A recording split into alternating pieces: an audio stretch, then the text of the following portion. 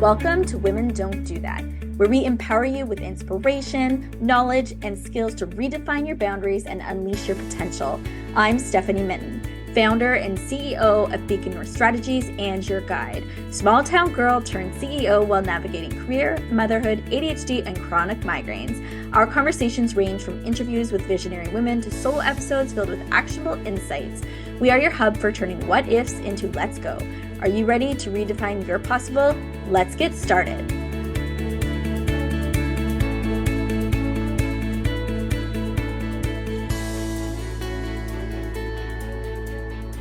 In this episode, I talk with Selena Rezvani, best-selling author, leadership speaker, and confident expert about how to build real confidence that lasts.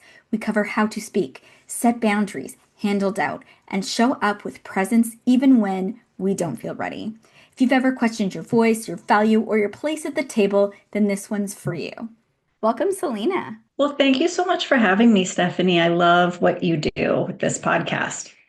Thank you so much. Let's start with, what does life look like for you right now? Well, it is a mix, probably like a lot of people, of what I would say is impact work, work I really care about, and everyday kind of chaos. And I think I'm learning as I get older to make a little bit more peace with that balance of those two things, to kind of like embrace both of them rather than just having everything be neat and orderly and striving for that, Right. which is definitely how I used to be, as a kind of recovering type A perfectionist. Definitely learning to greet the messiness and so even welcome it, the relief that it's okay for things to be kind of messy. And so with that, I'm raising boy-girl twins who are 12. And so there's lots of noise and Gen Z humor and negotiating with mom at home that's always happening. And I feel really fortunate in my work. It's a mix of running my business, which is focused on executive coaching and workplace culture consulting, writing. I'm just working on my fourth book as we speak, and content creation, which is a newer part of my professional journey. I make content 5 days a week on different social platforms covering leadership. Well, that's actually where I found you, was on TikTok. So your efforts are working, Selena, and I can appreciate the ages of your children, although I know twins is a whole nother bucket of fun. But I have a 14-year-old girl and almost 12, so similar in ages. Yeah, well, it gives me a sense of what life might look like for you, but of course, I know it's layered for all of us. Yes, absolutely. What motivates you to live your best life? Hmm.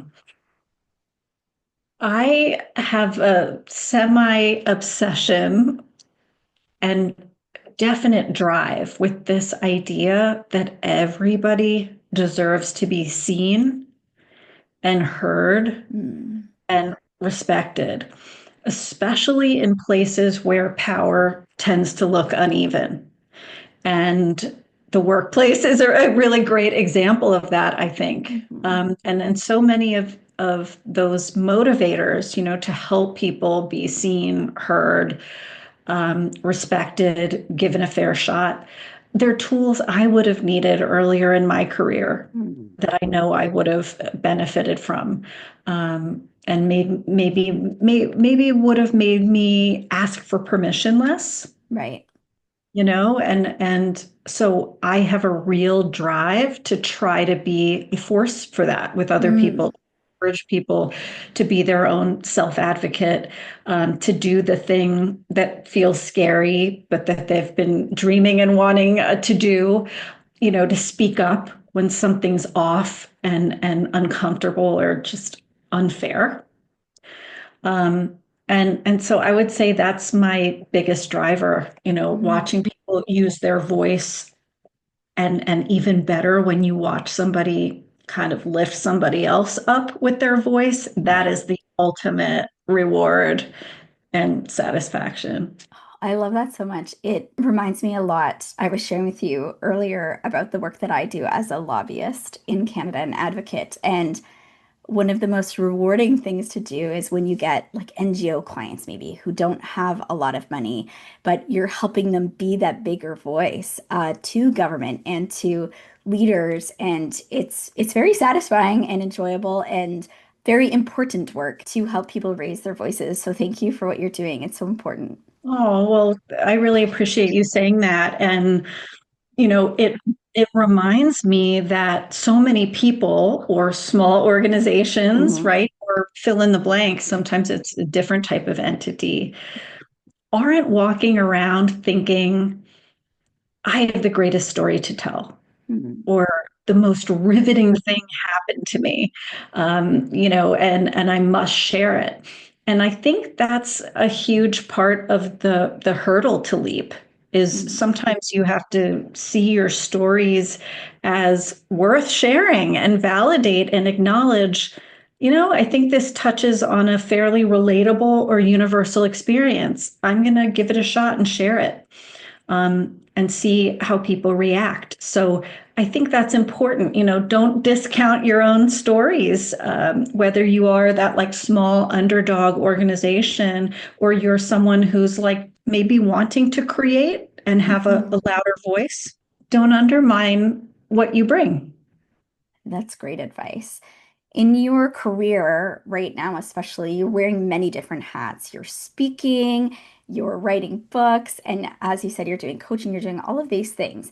How would you describe to someone what you do?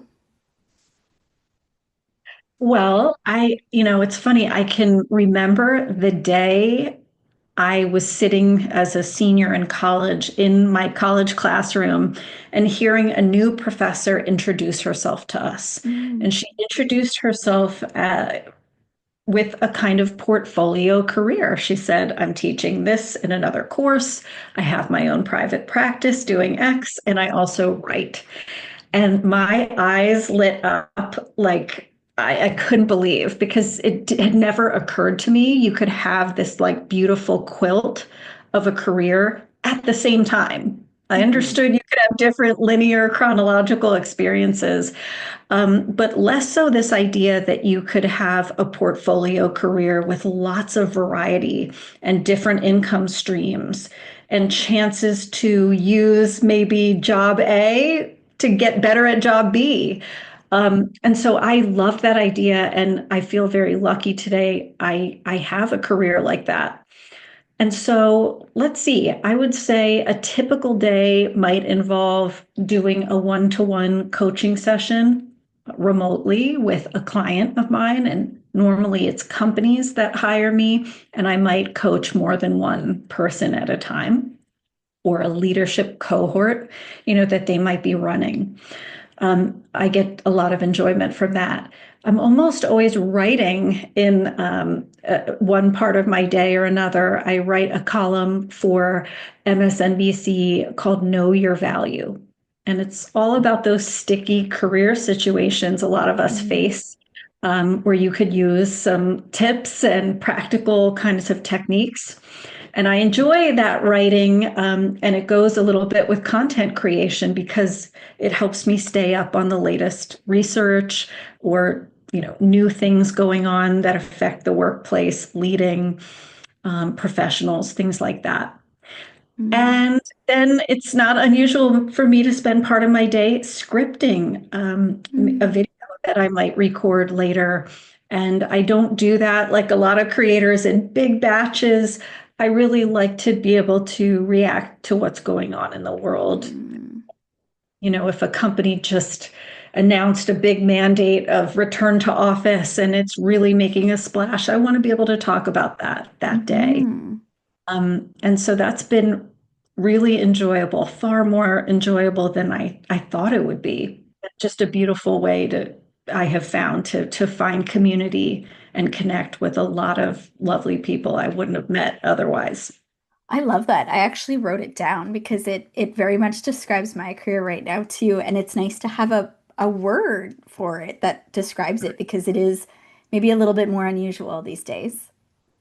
Yeah, exactly. Like a word besides indecisive or something negative. Right. Um, Something that celebrates it and says, you know what? You can build this varied, engaging, interesting career by design, on Hmm. purpose. Hmm. And again, what I love so much about it, and I wonder if you find this, Stephanie, is the way they're complementary, the Hmm. way one, maybe research you're doing in one role you play is helping you come to the table sharper in another role that you play. I love that about it. Yes, I think that is very true. I want to jump into this conversation around confidence, which Yeah. you have been talking about for a long time, even before you wrote your book about it. And now Mhm. we have this book that you've been speaking and sharing about, and that people can read as well. And as I was doing some research for our interview, I came across how you talked about growing up with a Pakistani father and this idea of children being seen and not heard, and what that looked like as you started early parts of your career. And this is kind of what started some of this confidence journey that you've been on. So, can you talk a little bit about how those lines pass through from our youth and then the work that you've started to do on confidence? Yeah. And yeah, you really hit it on the head. I raised in a maybe a little bit of a untraditional family, certainly for my neighborhood and school where I was. My mom is Ukrainian. My dad was a Pakistani immigrant, newer to this country. And I gained so much from growing up in a multicultural home, that's for sure. Impossible to quantify the things I'm grateful for from that. But I think the challenging reality of coming out of my childhood was definitely that sense that let the adults talk, Mm, you sit at the kids' table, kind of relegating kids to the kids' table, your thoughts and ideas not necessarily being that welcome in adult conversations, so a real hesitation to interject um, or even think your idea was worthy in the mhm, first place. And I think that came from all kinds of things, but I think especially my dad's own conditioning and culture at the time, mm, which was that children should be kind of seen and not heard and should stay out of the way. And I most definitely took that luggage right with me into the workplace. And it very much molded how I carried myself in the workplace, waiting for permission, relegating myself to the kids' table, the intern table, the mm, outer rung of chairs, the fourth row of the, um, seating arrangement. Just mhm, this sense that you've not been invited, mm. so don't act. Best to wait, best to hesitate, frankly, and bite your tongue rather than put yourself out there. Mhm, And that is very hard to sometimes see in yourself that you're doing that. Just to have the awareness, mm, gee, I hold back a lot. I had the same idea Gary just shared, but I didn't raise my hand or I didn't. Um, and I think it was a slow process of realizing, you know what? This feels pretty crappy to me. And I'm pretty sure this is a no-win situation for everyone because they're not getting anything memorable from me, distinctive. They're getting this like Diet Pepsi version of me. And I don't have the satisfaction of saying, it's okay if I fail or succeed with this mhm, idea. I believe in it and it's worth saying. I never had that satisfaction. And I think when I look back, the change that I ultimately made, to be more vocal and be more of a self-advocate came from that frustration. Like, who is this serving exactly? I think I have it wrong. And then just starting to change that for yourself and speak up more. Is that kind of that where that transition began? Yeah, and it was ugly and uncomfortable. It's like watching like a baby deer stand up for the first time with the Yes. wobbly knees and like, are they it?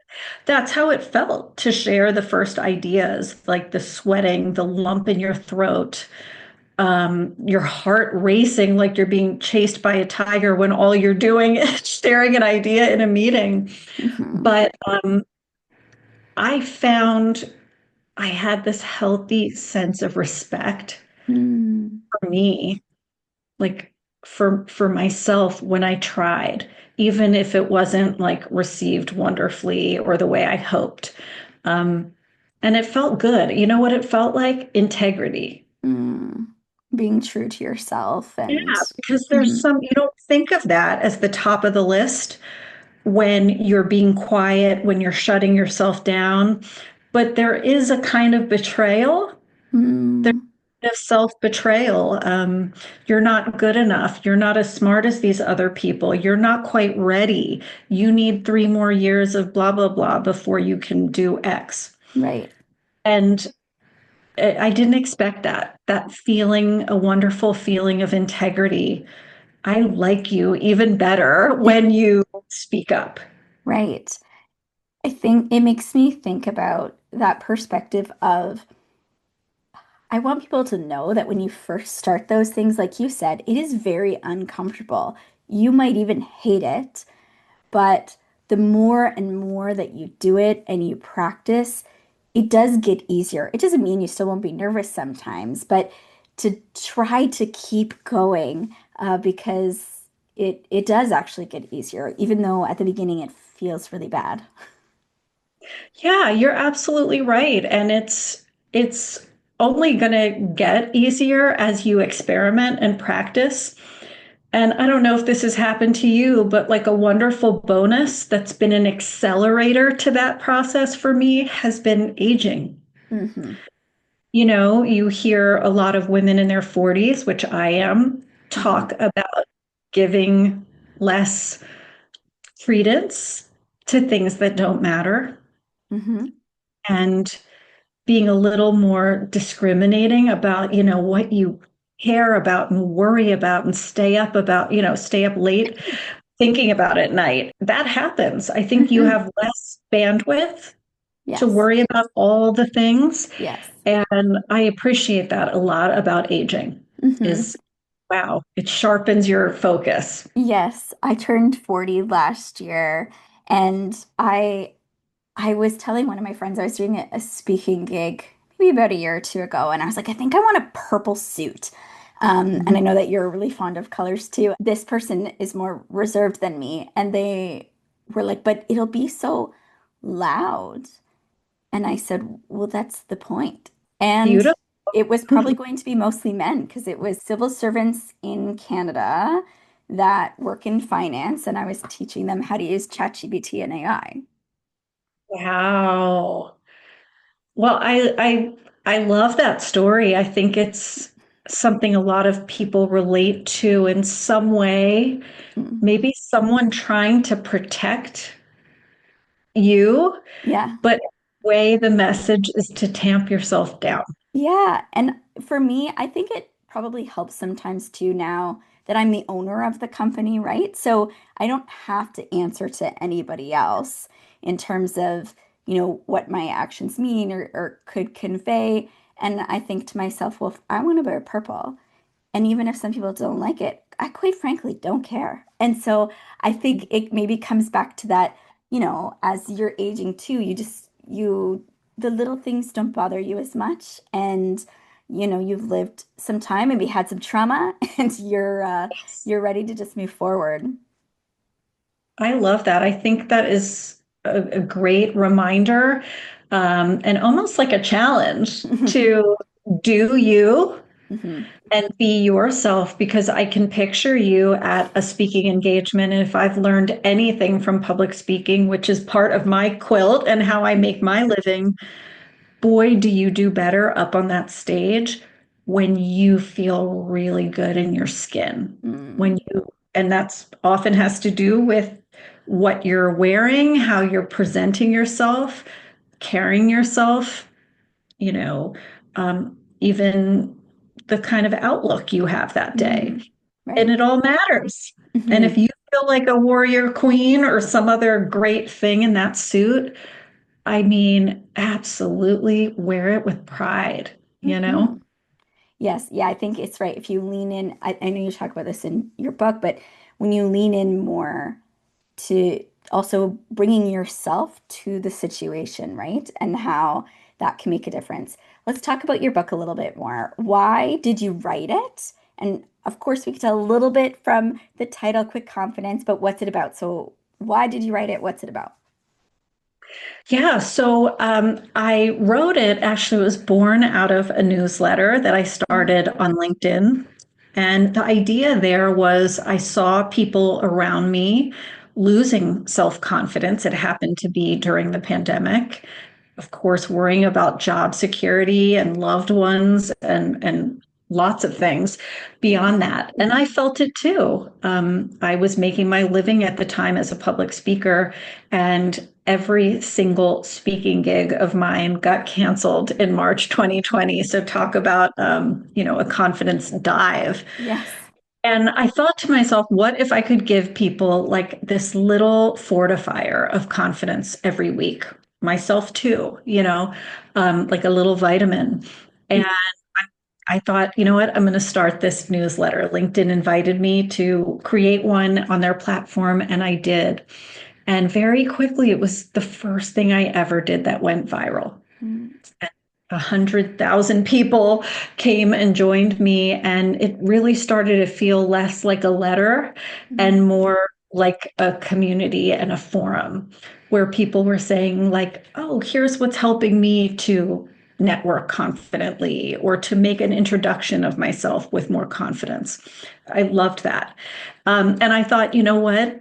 A book would be a great way to bring this to people not on LinkedIn or Mhm. not following the newsletter. And so that's how it was born. And I think I, being honest, have a bias towards quick things. I'm a busy person, but I love to learn and read. And I wanted to offer people a lot in a little bit of space. And Mm. so the book is laid out very similarly to my newsletter, which is there's body language tips, there's interpersonal tips, and then there's mindset tips. And all of them are meant to help you build confidence day to Mm. day, in those little micro moments, because most of us don't have a lifetime to learn this and figure it Mhm. out. So um, that was a big motivator to write the book.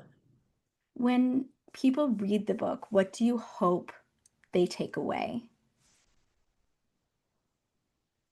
I hope that they feel nudged to see more of themselves, to see bigger potential, Mm. that in a really wonderful scenario, they bring balanced thinking, not just worried thinking to their future. You Mhm. know, so instead of what if I mess up, maybe they read this book and they're more likely when they ask that to also say, and what if I kill it? What if I Yeah. succeed beyond my wildest dreams? To bring a little more balance and positivity and optimism Mhm. to their dreams. I think that's huge. And I think one other thing I hope is that they will learn some confidence techniques that they will turn around and use to teach someone else, to mentor somebody else. Mm. I love that. When we talk about confidence, do you believe it's something that you can learn versus, I mean, I guess you do based on what you've written, but just kind of talking about that idea where maybe some people think I can't do that. Absolutely think confidence is something you can learn.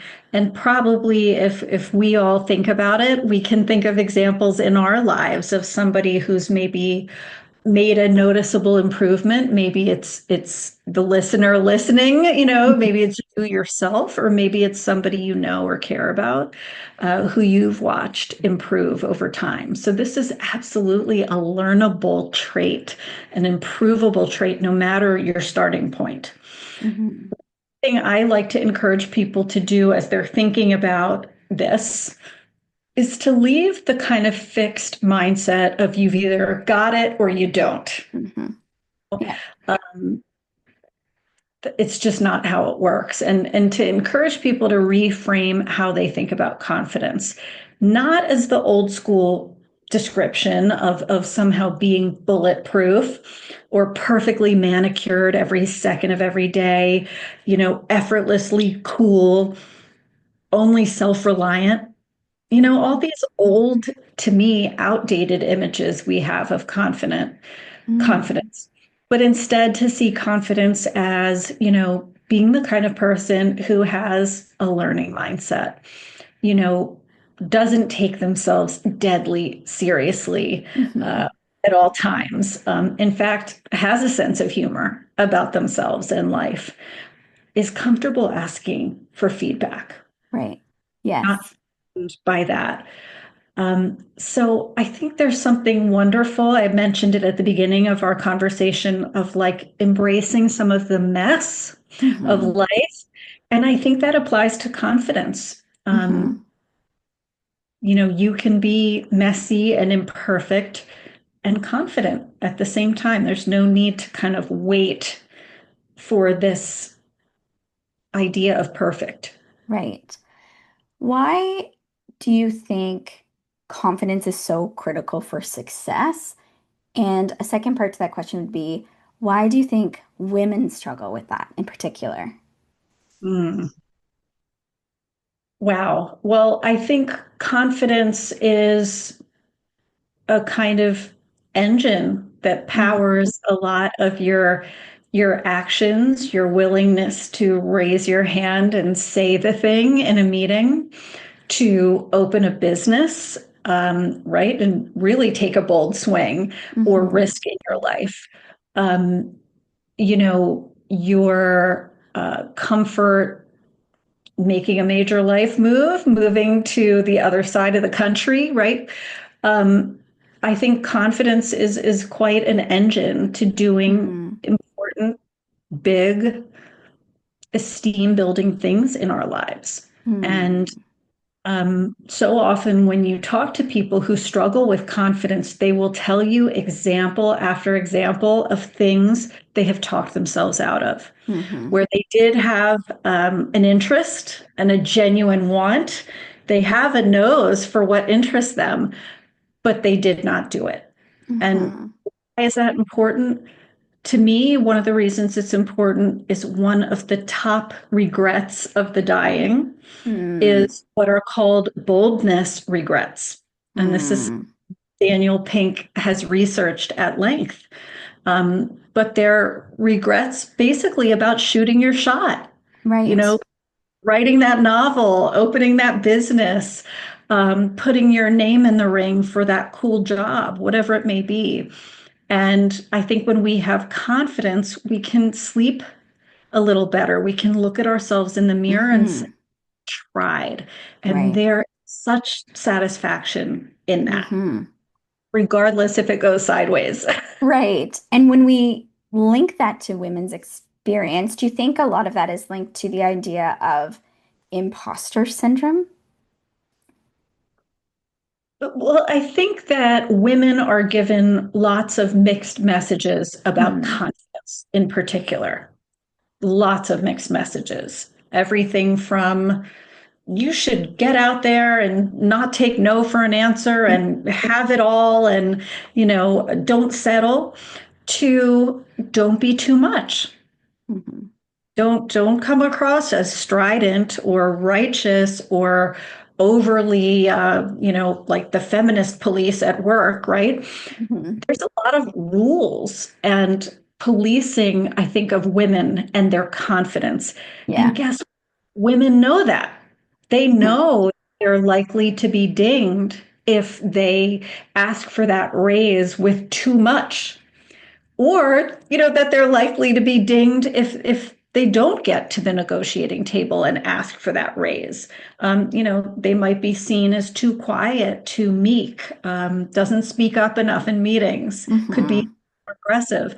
So there's quite a tightrope Hmm. just societally, for women to navigate when it comes to this idea of topic, or sorry, when it comes to this idea of confidence. Hmm. And so if some women hesitate, I know I have, it's no wonder.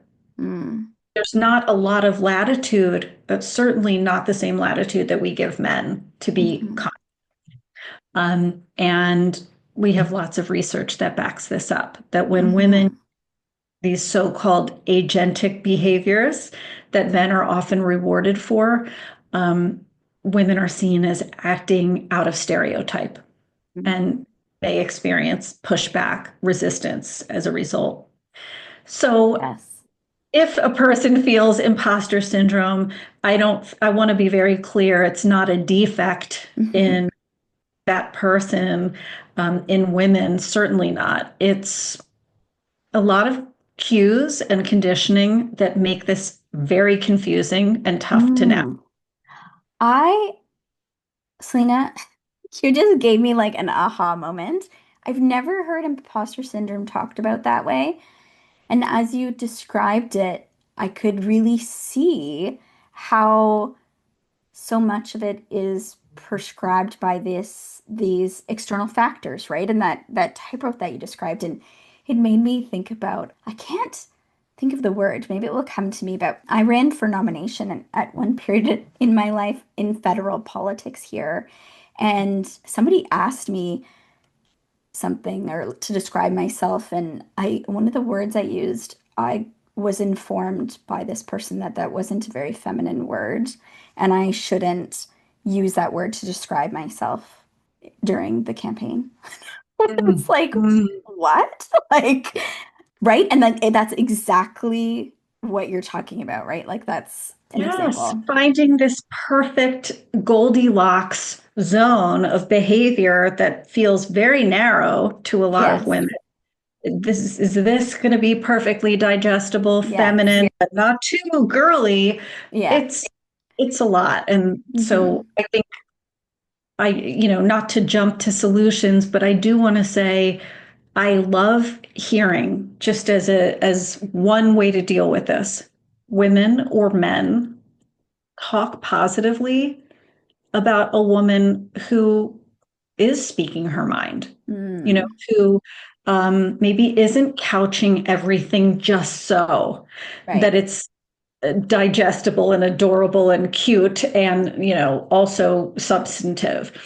Um, but let's do more of that, because Hmm. it doesn't take a lot when you're a kid at home and your parents see a female politician come on and they instantly skewer her, what Mm. she's how she's presenting her platform.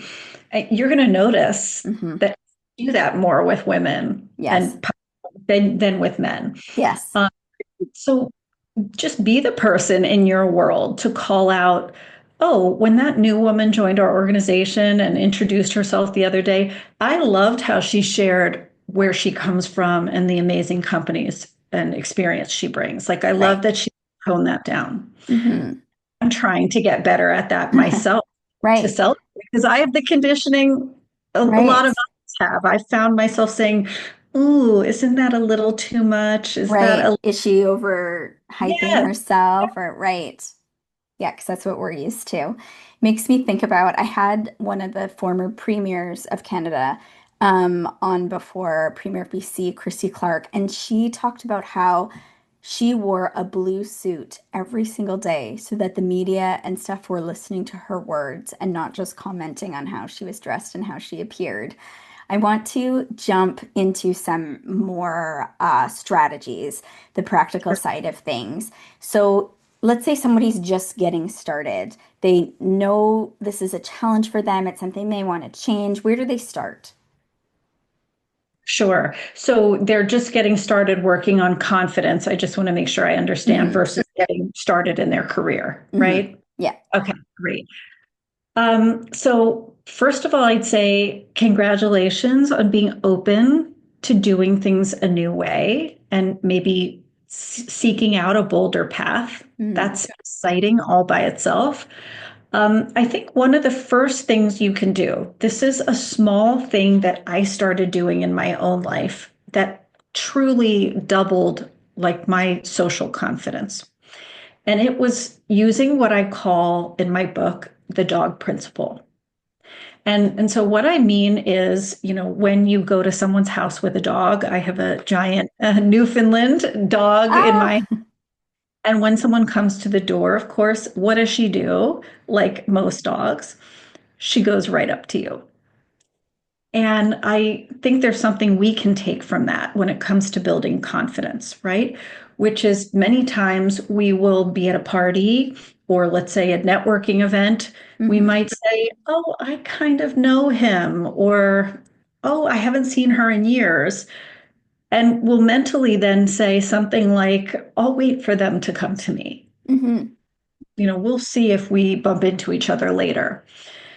And I want to encourage people to be the first, to use that dog principle and habituate being the first to walk up to that stranger and say, hi, I'm Selena. Is this your first time at an event like this? Or what's your name, right? To be the first to introduce yourself to the new person in your department who just got there and welcome them, to be the first to go up to that person that you admire and whose work you've been following at a networking event and say something. I don't want to make it like this is just effortless and easy.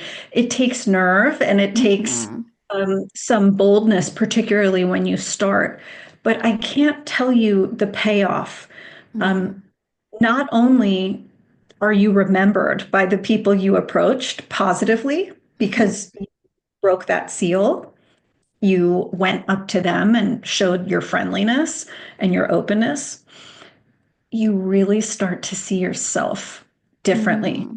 Hmm. because it's only a matter of time before this initiating contact thing becomes a habit. And you start seeing Hmm. yourself as someone who jumps right in, Right. doesn't overthink. And it's especially a good tip for the overthinkers out there I who think, might. yeah, that's a great tip about where to get started. I thought maybe I would give you some scenarios and you could tell me how you might respond. So, how would you respond when someone questions your role or experience? Hmm. It's funny that you ask this. I just trained a group of women cardiologists, and they said the same thing has happened to them. It's a pretty male dominated field. So, what I would say is if somebody questions your experience, for example, you're the chair of the committee, and somebody says something to you like, you're the chair of the committee, you don't look like the chair of the committee, kind of insinuating you don't belong, you don't Right. fit the mold, right? Your experience must not be valid. In that moment, it can be so tempting to defend your experience, to tell that person the 32 parts of your resume that prove your greatness or your fitness for this job. But I would actually encourage you to take more of a power stance. And because defending isn't the most powerful stance. It can actually seep your power to be in that defensive position. To ask a pointed question back, right? So instead of, well, I went to medical school and I did my residency here and I trained under so and so and all of these things, when someone asks you that question, what makes you think you could be the vice president of our department? You would say something back like, what makes you think I can't? Hmm. And the idea is you don't have to be a container for that nonsense that's just Hmm. been suggested to you, Mm-hmm. to fully take it in, internalize it, rush to defend it. Mm-hmm. It's really not yours to have to do that with. And I found it has built my confidence tremendously to pause, which is often required in a moment like that where your blood pressure goes Mm-hmm. up and you're feeling miffed, to pause for a minute and make a choice, to Mm. say, I'm not really going to give this person the satisfaction of my resume and presenting a list and Mm-hmm. saying, no, please take me seriously, right? But instead, I'm going to push back on the premise, on the inappropriateness of their question. Mm-hmm. And another one would be saying something like, I'm surprised you'd feel comfortable, asking someone something like Yeah, or that. why do you ask? Or like turning it, right? Like flipping it back on them. Yeah. What about the scenario where your manager is giving you more responsibility, but you're not getting like an increase in pay or anything? Mhm. Yeah, I think a lot of people can relate to that one. So and so left and we're not backfilling their role, and suddenly Mm, it's a problem yes. put on your lap. And I think one of the important things there is to acknowledge it and do your own inventory, because often your boss doesn't have the latest of all that you cover and do. Right. So I think, first of all, I think in the moment, it's okay to say something like, I need to give that some thought. Can I come back to you about how we'll attack that project or work with that new load? And when you do come back, I would say something like, look, I've taken a look. These are the 5 major projects I'm managing. So that's very fact driven, right? Mm-hmm. It's not innuendo driven. It's not, I believe I deserve X, right? It's really Mm-hmm. verifiable facts. I've been taking the lead on these 5 projects. And here's what I find helpful in a case like that. If it's too much, by the way, aside from the money, introduce a consequence of some type, something that you're concerned about. I am extremely concerned about the quality of what I can, produce if I take on one more thing besides these 5. Mm-hmm. And you might point out more specifically what that is, but I think it's important to introduce a consequence of some Mm-hmm. type, some risk that you see as Yes. like imminent if you're to do this. Um, and if they don't raise money, I absolutely think it's something you ought to. Mm-hmm. Yeah. Mm-hmm. So if they lay it out, here are the 3 new things that we hope you'll take on. A very fair question would be, I see these are mission critical projects. I'd like to talk about my compensation or changing my compensation in light of these projects, Mm-hmm. or to reflect um, Mm-hmm. the new job description or workload that Right. I'm carrying. Mm-hmm. Again, keeping it factual here and talking about change over time, um, actual projects or results, that you have, quantifiable things. You want to make it very hard to out reason, right? Mm. Right. What you do and what you're being asked to do on top of it. Mm-hmm. Um, and I would come ready to that compensation conversation with some numbers in your own head, your own rationale of what feels reasonable or right. So you're not just being led by the hand in this conversation. If they do come up with a number, you have a kind of defensible argument in your back pocket, Mm-hmm. that feels like cogent and clear. Mm-hmm. I think that's good advice. Let's do one final one here. How would you handle or recommend somebody handling someone who's intimidated or intimidating or uh, hard to approach, but you have to go to them for something?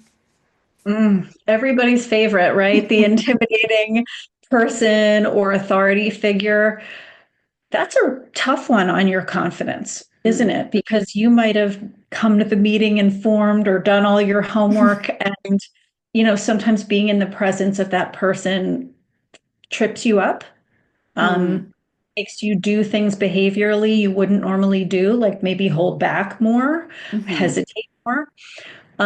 So one thing I would realize about that person is, in my experience coaching, usually it's part the person who's being intimidating, Mm. and it might be part you, how you Hmm. receive, and Right. something about your own feelings or sometimes insecurities that's getting activated. And that doesn't make you wrong for feeling it. It just means you're having a reaction to Hmm. something. And oftentimes with intimidating people, there's a sense of don't get too close Mm. that they are putting out there for whatever reason, probably a defense mechanism of their own, Yes.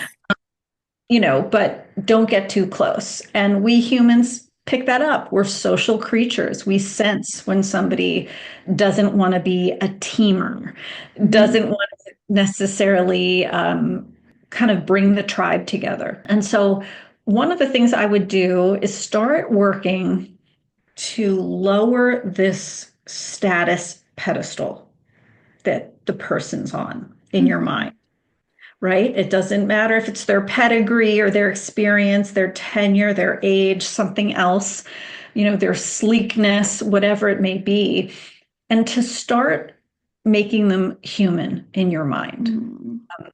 I have an exercise I share with people they can do called Just Like Me. And it's very simple. It's saying things like, I bet this person has had to pluck up courage in a Mm. moment that was important to them, just like me. I bet this person has gotten out of bed like grumpy and hitting snooze 12 times, just like me. I bet Hmm. they've done humdrum, boring things like stand in front of their closet and decide what to wear and feel like they have nothing good to choose from, just like me. And when you can start doing that and again, take that status pedestal down, Mm. start to realize like they are human after all. Yeah. Um, I'm going to make a choice to see them a little bit more in this light, Mm. like flesh and blood, fallible, like the rest of us. And I think some of it is catching yourself building that pedestal up. Mm. Yeah, I think that's great advice as well.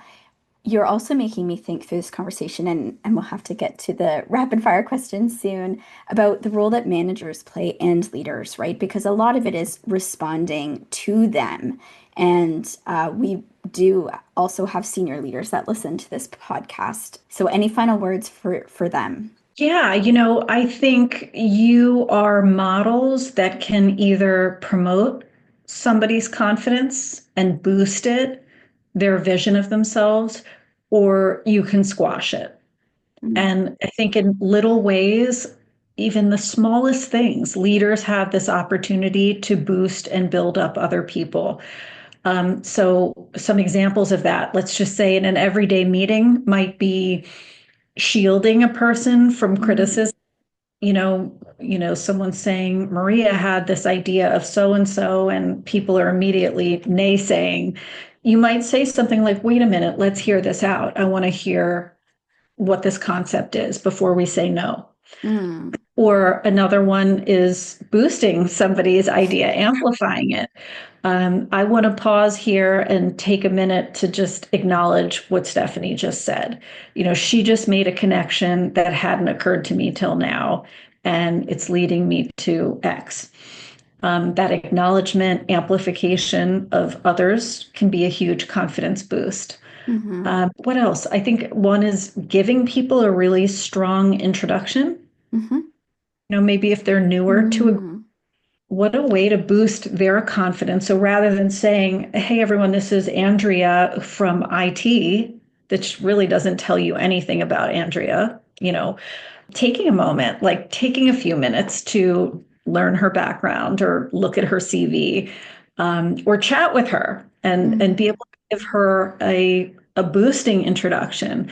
You know what, everybody, this is Andrea. She's going to be our new director of IT, and she comes to us with A, B, and C Mm. experiences. We're so excited to have her. It's a real difference between, Hmm. you know, Yes. leaders can, I mean, these are really little everyday things. These aren't Yes. mandates or policies. They're the little moments. And this is Yes. one more thing I think that leaders can do for people who might get less spotlight. And that is refuse undeserved benefits. Hmm. Maybe you're a more senior person on the team and you've gotten to present your projects lots of times, or you've been invited off site to do cool client meetings plenty of times, go to the lunches, the professional development meetings. Spread that love, give Right. somebody else. It's a huge confidence boost to say, you know what, you've been a behind the scenes player, but you deserve to be part of the client lunch as much as I do. Would you like to go in my place? Mm. And I think that takes a special kind of leader to see the privileges and Hmm. benefits they have and how that could really boost somebody else. Yes, yeah, and even help your leadership too, right? Because you don't have to carry so much of the Yeah. burden, and Yeah. people won't be capable if you don't give them the opportunity. I just want to say for folks, of course, if they're interested in learning more about what you've shared, you have your book about confidence that's out. You've also, as you mentioned, written a few others. And when we did the examples in particular, I think that can be really helpful for people. And I know that you've weaved that into your book. It's part of your newsletter, and it's also what you do on social media is answer questions like this. And so we'll make sure to put all of those links in the show notes. And I know that later in the fall, you're also doing a book on leadership. And so we will encourage everyone to check that out when it's released as well. Wonderful. I'm so excited. It's a nice next step to, okay, I've read quick confidence. Now I'm feeling braver. How do I lead people without Mm. losing myself? And so that's what we have in store in the fall and quick leadership. Oh, that's very exciting. So to close things off really quickly, what's a rule that you've broken that paid off? Um, okay, I'll try to say this as briefly as possible, but I went to school for social work. I got a bachelor's and master's in it, and it was the straight path forward for me. I was miserable in that career and I could not make it work. I had lost 10 pounds. I was like thinking about my clients' issues all weekend. I could not sustain it. And that was embarrassing. It was Mm. shameful.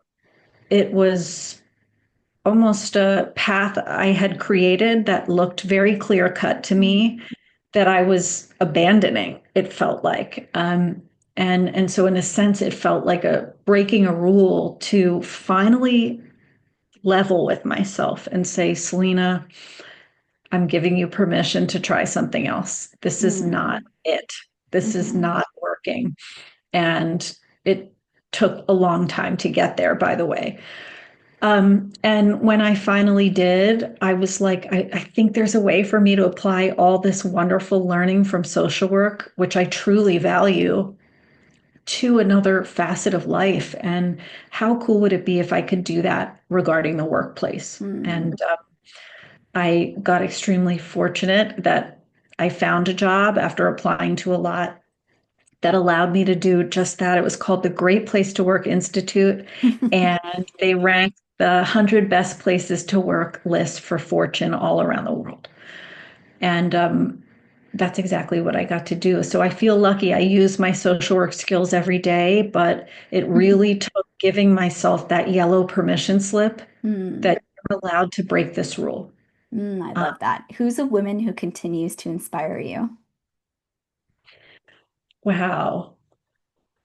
I would love to say some certain woman example out there, but the truth is, when I think about the woman who inspires me, it's really that everyday Mm. working woman who is using their voice when it would be easier to be quiet. Mm, that's a great example. especially, in workplaces where they're outnumbered or maybe they're underestimated. Hmm. Um, and so I take so much inspiration from those women who, uh, speak up and are courageous, whether they're in small ways or big ways at work. Yeah, that's amazing. And what's one book that has changed how you think? There is a book which I tell people about all the time. It's my favorite book. I only read it a year ago. Was when I found it, but it's called Rest is Resistance Mm. by Trisha Hersey, and it really shifted something in me. My whole life, I've had more ambition than I knew what to do with. Never thought about pacing myself or rest. I really thought of rest as a reward for grinding, to be honest. Mm. And I I have found I have different human rhythms now than I used to. I want more sustainable rhythms. Um, I don't need to work myself into the ground to run my business. And that's something I need to remind myself all the time about. Yes. Yeah, really challenged that like productivity obsessed mindset that a lot of us can have. Mm. Rest is to be earned. No, Hmm. that it's a sustainer and it's Yes. kind of your weekly oxygen. How are you going to work it in and fit it in? Mm. So, um, really appreciative of that boost in power and boundary setting Hmm. book all day long. Well, thank you for sharing that. I think so many of us, including myself, could benefit from those messages. Uh, Thank you so much for sharing your time and advice with us today. And I'm excited for people to learn more about you and to read more of your advice. Thank you so much. Thank you, Stephanie. I am a fangirl of you and your work, like I said. So, thank you for all you do. Thank you.